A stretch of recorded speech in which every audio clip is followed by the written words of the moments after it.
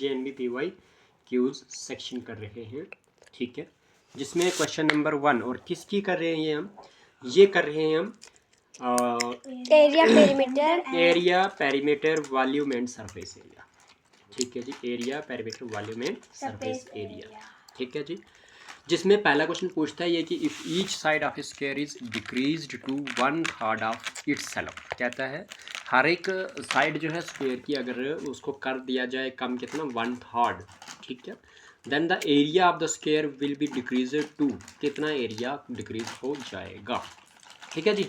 देखिए मुझे एक चीज़ बता दीजिए कि साइड जो है ना, साइड ऑफ स्क्वायर को मानते हैं हम x, क्या मानते हैं x, ठीक है जी। तो इसका एरिया ऑफ स्क्वायर क्या हो जाएगा, एरिया ऑफ स्क्वायर क्या हो जाएगा, वो हो जाएगा साइड का स्क्वायर। एरिया ऑफ स्क्वायर क्या होता है, साइड का स्क्वायर, यानी कि x का स्क्वायर, कोई डाउट तो नहीं, ठीक है। अगर साइड जो है वो क्या की जाए, side is decreased, side is decreased by कितनी 1/3, यानी कि 1/3, 1/3, इट मीन्स जितनी x पहले अगर x थी उसमें से माइनस कितना करना है 1/3 करना है, ठीक है जी, ओके। तो अभी जो साइड है वो कितनी बची है आपके पास, अभी जो साइड है वो कितनी बची है आपके पास, वो बच गई, यानी कि अगर आप इसको 1/3 कम कर रहे हो है ना, और टोटल रख रहे हो x है ना, तो जिसका अपान कुछ नहीं उसका अपान 1, 3 और 1 कैल्शियम 3 इंटू x करें क्या हो जाएगा 3x माइनस में 1 1 जार 1, तो आपके पास क्या हो जाएगा ये 3x माइनस 1 अपान में 3, यही है ना। आप इसको इस तरह से कर सकते हो, ठीक है, लेकिन हमें क्या करना है, हमें एक सिंपल सी बात करनी है कि हमें अगर x ना मान के, जैसे कि मैंने अगर इसको x माना, क्या माना x माना, x मानकर मैंने इसको क्या कर दिया, x मानकर मैंने इसको क्या कर दिया कि कहीं ना कहीं 1/3 को क्या करना है, डिक्रीज़ करना है, डिक्रीज़ करना है, इट मीन्स क्या हो जाएगा मैं बताता हूँ, सुन लीजिए पूरी बात सुन लीजिए। डिक्रीज़ का मतलब यहाँ पे माइनस नहीं करना है, सबसे पहले ये बात सुन लेना, ठीक है, डिक्रीज़ का मतलब यहाँ पे माइनस नहीं करना है, मतलब हाँ ये रफ कर दें। यहाँ पे तरीका क्या है डिक्रीज़ करने का, वो ये है कि पहले थी आपके पास x साइड, ठीक है, अब उसको क्या करना आपने 1/3 से डिक्रीज कर देना, मतलब डिवाइड कर देना, ठीक है, 3 से डिवाइड करना, यानी कि x/3 हो गई साइड, अब क्या हो गई x/3, x 1 जार अपान में 3 होगी कोई डाउट। तो न्यू एरिया क्या बन जाएगा आपके पास, new area of square x = 3, वो हो जाएगा साइड का स्क्वायर होता है साइड का स्क्वायर, तो साइड कितनी है अब x/3 है, तो इसका क्या हो जाएगा स्क्वायर हो जाएगा, तो क्या हो जाएगा x का स्क्वायर अपान 3 का स्क्वायर कितना होता है 9, कोई डाउट तो नहीं है क्या मैं इसको इस तरह से लिख सकता हूँ x का स्क्वायर मल्टीप्लाई में 1/9, क्योंकि x² 1 जार x² और 9 ऐसे ही आ जाएगा, आएगा ना। इसका मतलब ये हुआ कि पहला जो एरिया था वो कितना था x², अब कितना एरिया आ गया 1/9 आ गया कि नहीं आ गया, 1/9 आ गया, और इसका मतलब कितना कम हुआ, एरिया को डिवाइड किससे कर रहे हैं 9 से, इट मीन्स जब डिवाइड कर रहे हैं तो बढ़ता है, ये घटता है, जब डिवाइड कर रहे हैं तो क्या होता है घटता है, और जब मल्टीप्लाई करते हैं तो बढ़ता है। तो इसमें क्या किया 9 के साथ क्या किया हमने डिवाइड करा है ना, इट मीन्स ये कितना टाइम्स घट रहा है 9 टाइम्स, 1/9 टाइम, क्या बोलोगे 1/9 टाइम डिक्रीज हो रहा है, आई समझ, कोई डाउट तो नहीं है। तो 1/9 टाइम कहाँ पे है देखना जरा, ऑप्शन कौन सा है 1/9 ऑफ ओरिजिनल एरिया, कोई डाउट बेटा, ठीक है, इसको रफ कर दे। क्या डेट था ये, पार्ट कौन सा है, डी पार्ट है, हाँ। चलो डी फॉर देवरानी है ना, चलो अगला क्वेश्चन करते हैं। अगला क्वेश्चन क्या कहता है क्या बेटा ये किससे, अच्छा इसके साथ, चलो कोई नहीं, चलो देखो क्वेश्चन नंबर 2 आपके पास, क्वेश्चन नंबर 2 क्या कहता है, the area of a rectangular plot is 616 square metre, means एक रेक्टेंगुलर प्लाट है उसका एरिया दे दिया 616 square metre, and its breadth is 22 metre, और ब्रेड्थ इसकी 22 मीटर है। Cost of the fencing the plot at the rate of ₹7.50 per metre is, मतलब क्या कि ब्रेड्थ इतनी दी हुई है तो एरिया इतना दिया हुआ है ना, तो आपको बताना है कास्ट ऑफ फेंसिंग। फेंसिंग करोगे, फेंसिंग का मतलब क्या होता है बेटा? फेंसिंग का मतलब होता है चार दीवारी करना। चार दीवार। चार दीवार, फॉर एग्जांपल ये मेरे पास रेक्टेंगुलर प्लाट है ना, टेबल मेरा एक रेक्टेंगुलर प्लाट है, इसका मैंने चार दीवारी करनी, तो मतलब इसको एज साइड से करूंगा। 4 into साइड का हाँ, क्यों 4 into साइड का स्क्वायर क्यों? नहीं 4 into साइड। 4 into साइड क्यों? स्क्वायर है क्या ये? रेक्टेंगल है तो, रेक्टेंगल है तो चारों साइडों का सम करना पड़ेगा। हाँ, तो ट्वाइस इनटू, हाँ तो twice into length plus breadth. ये किसका होता है? रेक्टेंगल का पेरीमीटर होता है। फेंसिंग बोलेंगे तो पेरीमीटर होता है, फेंसिंग बोलेंगे तो पेरीमीटर। लेकिन इसको निकालने का तरीका क्या है? जैसे कि इसने एरिया दे दिया, क्या दे दिया? एरिया वो दे दिया 616 मीटर का स्क्वायर, यही दे दिया है ना। फिर इसने क्या कर दिया? इसने ब्रेड्थ दे दी, क्या दे दी? ब्रेड्थ कितनी दे दी? 22 मीटर, ठीक है, क्लियर है। इसने रेट जो है ऑफ फेंसिंग का वो कितना दे दिया? वो दे दिया जी इज इक्वल टू में ₹7.50, यही है 50 पर मीटर स्क्वायर, पर मीटर है सिर्फ, स्क्वायर नहीं, क्योंकि फेंसिंग तो पर मीटर में होगी ना, पैरामीटर तो पर मीटर में होता है ना। तो क्या हो जाएगा आपके पास? कुछ भी नहीं है। आपको सबसे पहले यहाँ से लेंथ का पता लगाना चाहिए, क्योंकि अच्छा तो क्या हो जाता है? एरिया किसके बराबर होता है बताइए मुझे? एरिया इज इक्वल टू 616 है, तो एरिया का फार्मूला क्या होता है रेक्टेंगल में? रेक्टेंगल में एरिया का formula area of rectangle, length into breadth. Length into breadth is equal to में किसके बराबर? 616 में। लेंथ का पता नहीं आपको, ब्रेड्थ का पता आपको 22 है, इज इक्वल टू में 616 आ जाएगा। ये आपके पास 2 से चला जाएगा, 2 11 जार और 2 3 जार 6, इधर 1 छोटा 2 डिजिट पकड़ने के लिए इधर 0 लगाना पड़ेगा, तो 2 8 जार 16 हो जाएगा। अगेन 11 1 जार 11, 11 2 जार 22 होता है, 30 में से 22 गया तो 8 बचता है, 8 को अटैच करोगे 8 के साथ 88 हो जाएगा, 11 8 जार 88। तो लेंथ की वैल्यू कितनी आ गई? 28 मीटर आ गई, कोई डाउट तो नहीं है। जब आपको लेंथ मिल जाती है तो इसके बाद आप इसको आराम से लिख सकते हो कि आपके पास जो फेंसिंग होगा, फेंसिंग निकालनी है तो फेंसिंग की लेंथ कैसी होगी?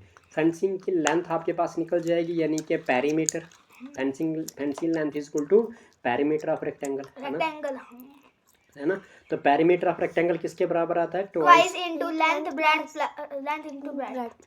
लेंथ प्लस ब्रेड्थ है बेटा, कहाँ into? Length plus breadth, twice into length plus breadth. हाँ, तो 2 इंटू में लेंथ की वैल्यू कितनी है? 28 है, प्लस ब्रेड्थ की वैल्यू कितनी है? 22 है, तो इक्वल टू में क्या हो जाएगा? 2 मल्टीप्लाई बाई इन दोनों को कर दो ऐड, 2 + 8 10 होता है, 1 कैरी, 2 + 2 4 + 1 5, तो 250 जार 100 होता है। 100 मीटर निकल गया इसका पेरीमीटर, लेकिन आपको 1 मीटर की वैल्यू कितनी है? ₹7.50 है ना, यही है। तो आप इसको मल्टीप्लाई कर दो कि 100 क्या कर दो? 100 मल्टीप्लाई बाई 750 अपान में 100, क्योंकि पॉइंट का 1 और 2 डिजिट है ना, ये 100 से 100 खत्म, तो ₹750 आपका आंसर है। कौन सा है? कोई भी नहीं, डी पार्ट ठीक है कि नहीं? कोई डाउट तो नहीं है। क्वेश्चन नंबर आप कौन सा करेंगे? पता लग गया क्वेश्चन इसे कैसे समझना था? कैसे लगा कि पेरीमीटर निकालना हमें? कैसे पता लगा? जब फेंसिंग दिया, क्या दिया था? फेंसिंग। और कैसे पता लगे कि हमें लेंथ निकालनी है? क्योंकि एरिया जब दिया है तो ब्रेड्थ दिया तो लेंथ ही तो निकलेगी तब, क्योंकि हमें फार्मूले में जो आपके पास एरिया के फार्मूले लेंथ की ज़रूरत होती है, तो जब लेंथ है नहीं तो लेंथ तो निकलेगी, है ना। चलिए क्वेश्चन नंबर 3, एक खेल बताता हूँ। यहाँ पे खेल है, क्या है? दिमाग का खेल है। दिमाग का खेल क्या है बच्चों? कि आपको दिया एरिया, आपको दिया ब्रेड्थ, आपके पास लेंथ नहीं है, तो आपको पता है कि एरिया का फार्मूला होता है रेक्टेंगल में length into breadth is equal to area, है ना। तो length into breadth is equal to area लिख लिया। वैल्यू किसकी दी है? एरिया की। वैल्यू किसकी दी है? ब्रेड्थ। किसकी वैल्यू नहीं दी है? लेंथ की। तो इट मीन्स लेंथ निकाल ली है आपने, है ना। उसने बोला ही नहीं है, लेकिन आपको खुद समझना फार्मूले से कि लेंथ निकलेगी यहाँ पे। जब एरिया दिया है, ब्रेड्थ दी है, तो क्या नहीं दिया है? लेंथ नहीं दी है, तो वही तो निकालनी है। जब वो निकल गई, आफ्टर दैट आपने क्या निकालना है? पेरीमीटर। वो पेरीमीटर कहाँ से पता चला आपको? फेंसिंग से। फेंसिंग का मतलब क्या होता है? चार दीवारी करते हैं हम, है ना जी। ओके, तो चार दीवारी करने के लिए मतलब चार साइडों की लेंथ निकालनी है। लेंथ जब चार साइड से निकालते हो तो उसको क्या बोलते हैं? Sum of all sides. Sum of all sides पर इसमें रेक्टेंगल में क्या होती है? Twice into length plus breadth. हाँ, बस ये चीज़ें पता होनी चाहिए। जाना आजाद, दरवाज़ा बंद करके आना, ठंड लग रही है। जाओ।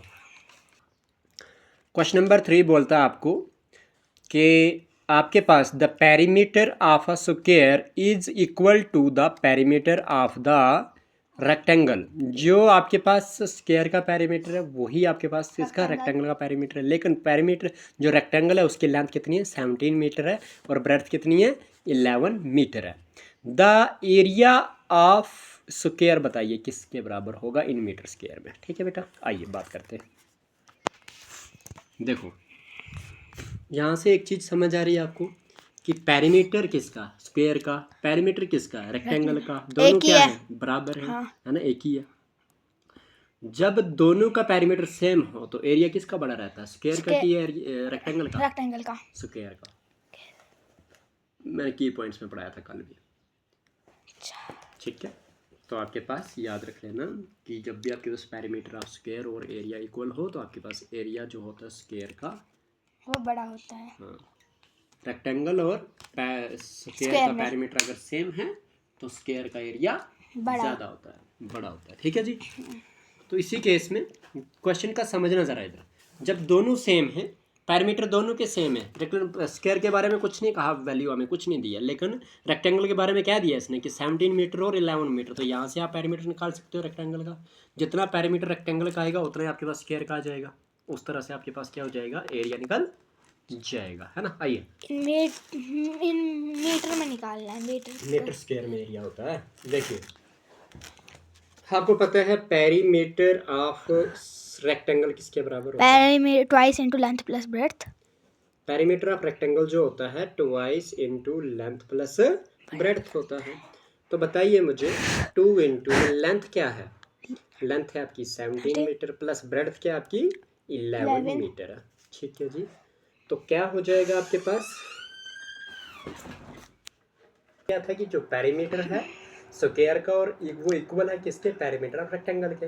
रेक्टेंगल की लेंथ जो है 17 मीटर है और ब्रेड्थ क्या है 11 मीटर। जब लेंथ और ब्रेड्थ आपके पास क्या है मतलब दी हुई है इसके रेक्टेंगल की, तो आप यहाँ से पेरीमीटर ऑफ रेक्टेंगल निकाल सकते हो। तो जो पेरीमीटर रेक्टेंगल का निकलेगा वही आपके पास स्क्वायर का हो जाएगा। तो उसके बाद बोलता है एरिया ऑफ स्क्वायर बताइए इन मीटर स्क्वायर में, है ना। तो देखो, तो पेरीमीटर ऑफ स्क्वायर रेक्टेंगल किसके बराबर होता है, twice into length plus breadth होता है ना। तो 2 ये क्या हो जाएगा आपके पास, क्या हो जाएगा 2 मल्टीप्लाई बाई ये ब्रैकेट का लगेगा मल्टीप्लाई, और 17 प्लस 11 कितना हो जाएगा 1 प्लस 7 8 1 प्लस 1 2 28। तो 2 इंटू 28 कितना होता है 56 होता है। कैसे बना, 8 2 16 1 कैरी 2 2 4 1 5 56 मीटर आ गया। इट मीन्स आपके पास पेरीमीटर जो है रेक्टेंगल का वो जो है वो किसके बराबर है, वो कहीं ना कहीं किसके बराबर बोला था उसने, वो बोला था पेरीमीटर ऑफ स्क्वायर के, है ना। और दोनों का पेरीमीटर सेम आ गया तो मतलब क्या हो गया 56 मीटर। आप बताइए मुझे पेरीमीटर ऑफ स्क्वायर किसके बराबर होता है, perimeter of square, perimeter of square 4 into side, 4 into side के बराबर होता है। वो किसके बराबर आ जाएगा 56 के बराबर आ जाएगा, क्योंकि जो पेरीमीटर रेक्टेंगल का वही पेरीमीटर स्क्वायर का इसने बोला है। तो क्या हो जाएगा 4 1 जार 4 4 1 जार 4 बचा 1 हो गया 16। तो 4 4 जार 16। तो साइड कितनी आ गई आपके पास स्क्वायर की, वो आ गई 14 मीटर। कोई डाउट तो नहीं है। अब एरिया ऑफ स्क्वायर किसके बराबर आता है बताओ जरा मुझे, एरिया ऑफ स्क्वायर साइड का square, area of square is equal to में होता है साइड का स्क्वायर। तो साइड का स्क्वायर का मतलब क्या हो जाएगा बच्चों 14 का स्क्वायर। तो 14 का स्क्वायर किसको आता है बताइए मुझे, 14 मल्टीप्लाई 196। वेरी गुड 196 मीटर का स्क्वायर। कौन सा ऑप्शन है बच्चों, ए पार्ट। क्लियर है, वेरी गुड। देखो अगर स्क्वायर आपको पहले याद है, फार्मूला याद है तो आसान हो जाता है। फार्मूला तो याद है सर जी। अब चलिए इधर चलिए। 4 square tables each of side 1.3 meter and are placed end to end to form one big rectangular table. The perimeter of this big table is मतलब कहने का ये है कि 4 स्क्वायर टेबल है। देखो एक 4 स्क्वायर टेबल, ये 4 स्क्वायर टेबल आपके पास, U1 इनको क्या करना है, इनको क्या बोलते हैं एंड टू एंड बनाना है, एंड टू एंड जोड़ना। मतलब ये हो गया 2, ये रेक्टेंगल बन जाता है सर जी। हाँ देखो अब क्या हो जाएगा 2, उसके बाद क्या हो जाएगा 3 और ये क्या बन जाएगा 4। अब एक की लेंथ कितनी है, एक जो स्क्वायर है आपका, एक जो स्क्वायर है आपका उस स्क्वायर की, एक जो स्क्वायर है आपका, नहीं ये नहीं, वो जो वो एक जो स्क्वायर है आपका, उस स्क्वायर की साइड कितनी है 1.3 मीटर है। तो वैसे 1.3 मीटर दूसरे स्क्वायर की भी, तीसरे स्क्वायर की भी 1.3, चौथे इनको सम कर देना है 1.3, तो पूरी लेंथ निकल जाएगी इन चारों के स्क्वायर की लेंथ साइड ऐड करके, है ना। तो 1.3 1.3 1.3 13 मल्टीप्लाई बाय 4 कितना होता है? 13 मल्टीप्लाई बाय 4 52 होता है। कितना होता है? 52, यानी कि 5.2 आ गया ये, हाँ है ना। 5.2 मीटर आ गई लेंथ, लेकिन ब्रेड्थ कितनी आ गई 1.3। साइड तो स्क्वायर में सारी बराबर होती है ना, तो लेंथ ही बढ़ेगी, ब्रेड्थ और हाइट तो वैसी रहेगी, है ना। तो आपके पास पता चल गया लेंथ। अब आपको क्या निकालना है? अब आपको निकालना है कहीं ना कहीं पेरीमीटर। क्या निकालना है? पेरीमीटर। क्या बन गया ये? रेक्टेंगल का पेरीमीटर ऑफ रेक्टेंगल किसके बराबर आ जाएगा बताओ? Twice into length plus breadth. Twice into length plus breadth हो जाता है। मुझे बताइए 2 इंटू में लेंथ कितना आपके पास 5.2 है, प्लस ब्रेड्थ कितनी आपके पास 1.3 है। ठीक है जी। तो क्या हो जाएगा? दिख रहा पूरा आजा पूरा उसको दिख रहा है। तो क्या हो जाएगा? ये हो जाएगा 2, ये ब्रैकेट हट के क्या मल्टीप्लाई 5.2 इंटू 1.3 प्लस कर दो, है ना।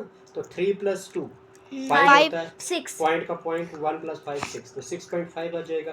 कहने के 2 को मल्टीप्लाई इससे कर दो, 2 5 जार 10 कैरी किया 1 2 6 जार 12 1 13 कितना जो एक डिजिट का 13.0 का मतलब क्या हो गया 13 मीटर। कौन सा ऑप्शन है? C part. बताओ टफ है क्या? नहीं, इतना आसान था क्वेश्चन आसान था, बस समझना भी आना चाहिए, समझना भी आना चाहिए। क्वेश्चन नंबर 5 क्या कहता है? क्वेश्चन नंबर 5 कहता है कि आपके पास a square in the rectangle have equal area. देखो स्क्वायर का भी और रेक्टेंगल का इक्वल एरिया। पहले पेरीमीटर बात थी क्वेश्चन नंबर 3 में, कि each side of the square is 42 metre and width of the rectangle is 28 metre, then the perimeter of rectangle is. मतलब क्वेश्चन जो है कहीं ना कहीं जो एरिया है, क्या है? Area of square. क्या बोला? Area of square is equal to में बोला कि area of rectangle. Area of square और एरिया ऑफ रेक्टेंगल बराबर है। बराबर, ये बात बोली। हर एक साइड ऑफ द स्क्वायर कितनी है? वो साइड ऑफ स्क्वायर क्या बोली है? साइड ऑफ स्क्वायर जो है वो कितनी है आपके पास 42 मीटर है। ठीक है जी। तो यहाँ से एरिया ऑफ स्क्वायर निकल जाएगा। तो एरिया ऑफ स्क्वायर क्या हो जाएगा? एरिया ऑफ स्क्वायर का फार्मूला क्या होता है? साइड का स्क्वायर। साइड का स्क्वायर होता है ना। तो साइड कितनी है 42, तो 42 को क्या करना है? स्क्वायर, है ना। तो 42 मल्टीप्लाई बाय क्या हो जाएगा? 42 हो जाएगा। तो कैसे करोगे बताओ? 42 multiply by 42 2 2 jar 4 42 multiply by 42 करोगे तो 2 2 जार 4 2 4 जार 8 प्लस उधर ही देख लेना 4 2 जार 8 4 4 जार 16, 4 का 4 8 प्लस 8 16 1 कैरी 1 प्लस 6 17, तो 1764 आ गया आपके पास ये। ठीक है जी। इतना मीटर का स्क्वायर, यानी कि जो एरिया है स्क्वायर का वो किसके बराबर था? रेक्टेंगल के एरिया के बराबर। यहाँ से आपको एरिया ऑफ रेक्टेंगल मिल गया। एरिया ऑफ रेक्टेंगल मिल गया तो आपके पास रेक्टेंगल की क्या दी हुई है? और रेक्टेंगल की दी हुई है विड्थ, है ना। तो ब्रेड्थ ऑफ रेक्टेंगल क्या लिखोगे? B for breadth of rectangle. वो कितनी है? ब्रेड्थ ऑफ रेक्टेंगल कितनी है?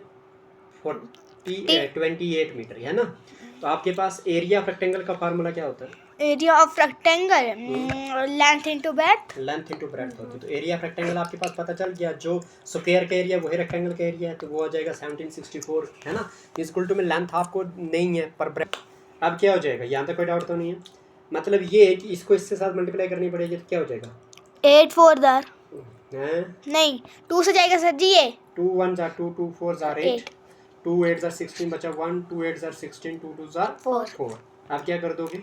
2 से ये भी जाएगा 2 से वो भी जाएगा 2 7 जार 14 2 4 जार 8 2 4 जार 8 2 1 जार 2 7 7 से 7 1 जार 7 7 6 जार 42 बचा 2 हो गया 21 7 3 से 21। तो लेंथ की वैल्यू कितनी आ गई? मतलब 63 मीटर आ गई। समझ आ गई है। लेकिन उसने मांगा क्या है? उसने मांगा है पेरीमीटर ऑफ द रेक्टेंगल।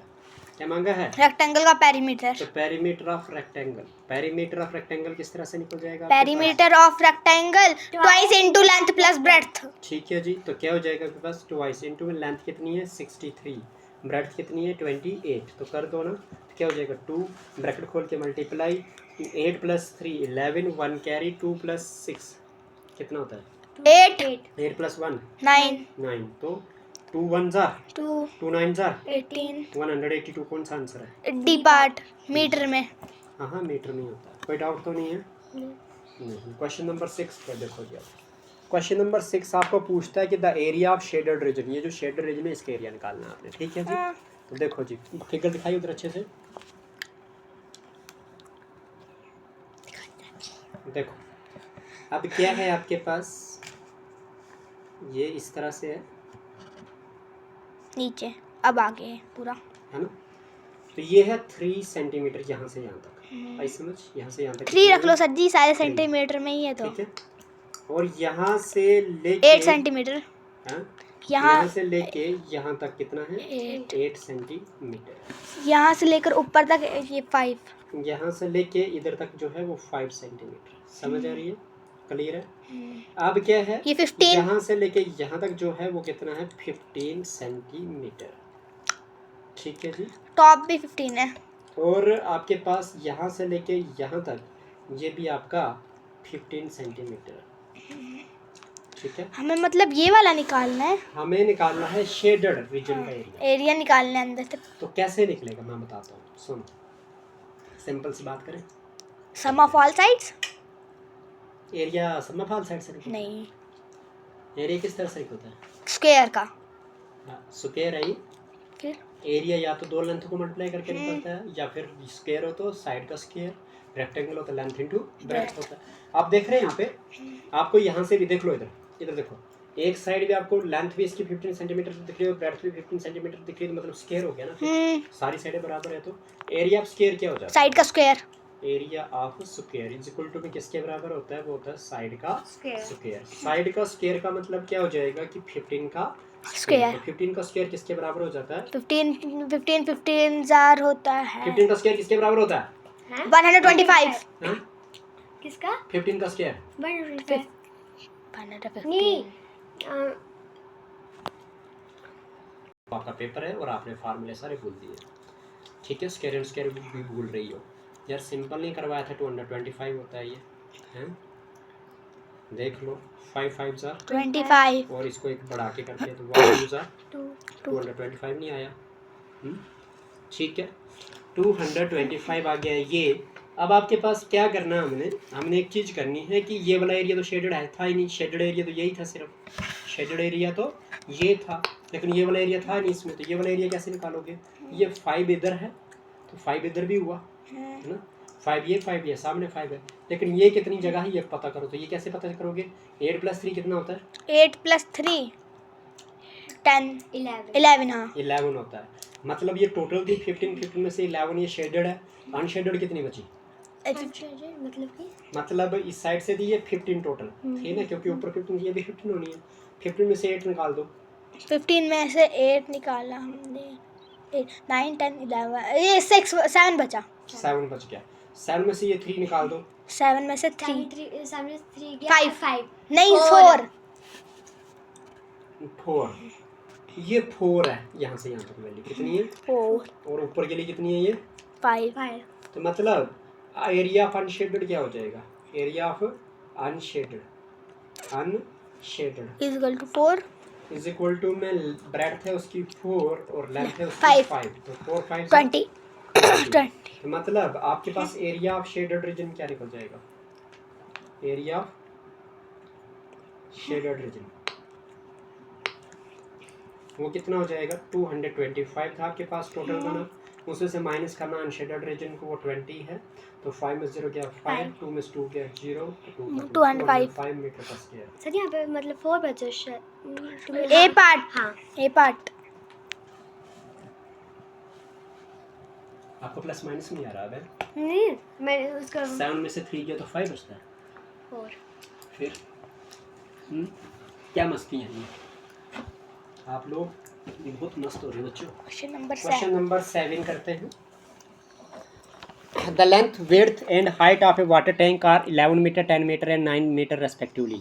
देखिए पहले लेंथ तो 11 मीटर होगी, फिर विड्थ है तो 10 मीटर होगी, फिर एंड हो गया, हाइट है तो 9 मीटर होगी, ठीक है जी। The tank is filled with the water up to 6 metre height, ठीक है जी। तो the empty portion of the water tank, बताइए खाली पोर्शन कितना होगा। देखो एक चीज़ बताता हूँ मैं आपको, सबसे पहले एक सिंपल सी बात यहाँ पे करनी है हमने, वो ये करनी है कि आपके पास यहाँ पे जो लेंथ है वो कितनी है, 11 मीटर है, ब्रेड्थ जो है वो 10 मीटर है और हाइट जो है वो 9 मीटर है, ठीक है। क्लियर है यहाँ तक? तो इसका वॉल्यूम क्या हो जाएगा आपके पास? इसका वॉल्यूम जो हो जाएगा वो हो जाएगा 11 इंटू 10 इंटू 9। हो गया यहाँ तक? तो क्या हो जाएगा? 11 9 जार 99 1 जार 990 मीटर का स्क्वायर आ गया आपके पास। इसका क्यूब आ गया वॉल्यूम, क्योंकि वॉल्यूम है। कोई डाउट है यहाँ तक? नहीं है ना? जब ये चीज आ गई आपके पास, है ना, अब वॉल्यूम ऑफ वाटर कितना आपका? वॉल्यूम ऑफ वाटर वो किस तरह से निकलेगा? वॉल्यूम ऑफ वाटर इस तरह से निकलेगा कि length into breadth into water की डेप्थ यानी कि हाइट, अच्छा length into breadth into height है ना? तो लेंथ कितनी है? 11 मीटर है। ब्रेड्थ कितनी है? 10 मीटर है। लेकिन वाटर जो है वो सिर्फ कितने तक? 9 मीटर की जगह पे 6 मीटर तक है। तो क्या आ जाएगा? 6 आ जाएगा। 11 6 जार 66 1 जार 660 मीटर का क्यूब हो जाएगा। तो उसने बोला कि एम्प्टी पोर्शन कितना है? तो खाली जगह कितनी है? हाँ, तो वॉल्यूम ऑफ एम्प्टी टैंक वो किस तरह से निकल जाएगा? वो निकल जाएगा, टोटल था 990 मीटर का क्यूब, माइनस कर दोगे कितना? 660 मीटर का क्यूब भरा हुआ जो है। तो ये आ जाएगा 0 9 में 6 गया 3 9 में 6 गया 3, तो 330 मीटर का क्यूब। अब एम्प्टी पोर्शन का रेशो मुझे क्या निकालना है? Empty portion the water tank. तो कितना एम्प्टी पोर्शन है वो किस तरह से निकलेगा आपके पास? सीधी सी बात है कि मेरे पास था 990 टोटल, उसमें से खाली कितना मेरे पास? 330। ये 0 से ये 0 33 1 जार 33 3 जार 99। तो 3:1 आया। 3:1 इसका मतलब टोटल भारत जो टोटल होता है वो नीचे होता है, और जो मिलता है आपके पास 1/3 बी पार्ट। कोई डाउट तो नहीं? पक्का? चलिए क्वेश्चन नंबर कौन सा? 8। क्या कहता है? How many rectangular tiles of dimensions having having नहीं है पहले 10 centimetre dimensions 10 cm 8 cm are required to cover the floor of a hall having dimension 12 meter 10 meter। क्या कहा इसमें? कितने टाइल लगेंगे, है ना, जिनके 10 सेंटीमीटर और 8 सेंटीमीटर डायमेंशन है। जिस फर्श को लगाना है वो कितना है? 12 मीटर और 10 मीटर। तो जो हो मेनी जिसके साथ है वो कहाँ पे जाता है? डिवाइड में।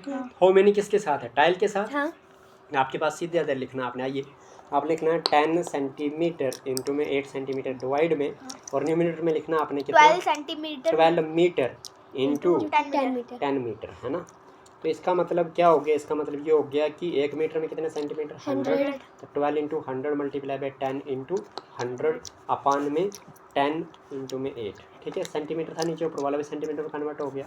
ये 0 से ये 0 और 4 2 जार 4 3 जार 2 1 जार 2 5 जार 250। ठीक है जी। 3 multiply by 5 multiply by 100 multiply by 10, यही बचा। तो 3 5 जार 15 15,000। तो कितने? 2 तो 15,000 टाइल। बी पार्ट है। बताओ टफ था क्या बच्चों? नहीं, बट समझ आनी चाहिए क्वेश्चन की, क्वेश्चन बनाना आना चाहिए आप लोग। क्वेश्चन नंबर 9 कहता है a cube of lead with edge 6 centimetre each is melted to form 27 equal cubes. एक बहुत बड़ा क्यूब था, उसको क्या किया? जो क्यूब जो था जिसकी साइड जो थी, एज का मतलब यहाँ पे साइड है, 6 सेंटीमीटर थी, उसको जब पिघलाया तो 27 इक्वल क्यूब बना दी। The length of the each edge of the each small cube. तो बताइए हर एक स्मॉल क्यूब की लेंथ कितनी होगी? तो सीधी सी बात है, सिंपल सी बात है कि जो आपके पास बड़ा वाला किसकी मांगी? स्मॉल क्यूब की मांगी, तो वो डिनोमिनेटर में आएगा। जो बड़ा वाला वो ऊपर किस में आएगा? न्यूमरेटर में आएगा। ठीक है जी, आइए बात करते हैं।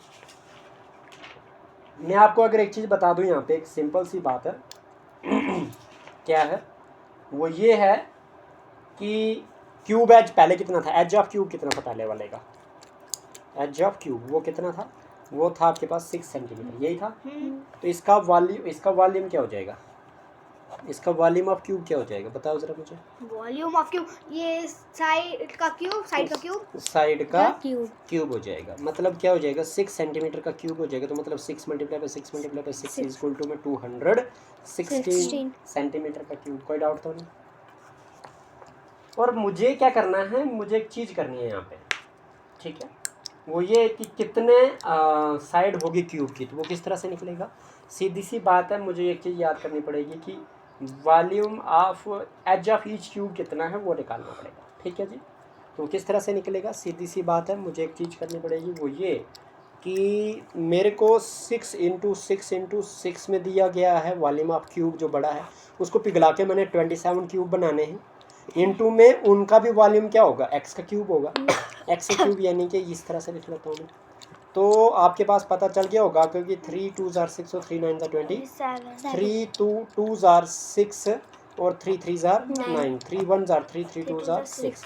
आपके पास ऊपर बचा 2 × 2 × 2 अपान में x क्यूब, हाँ क्योंकि ये तो खत्म हो गया ना, 27 9 भी और 3 भी है ना, ये भी काट, ये भी काट, ये भी काट, तो बचा कि एक्स क्यूब बचा।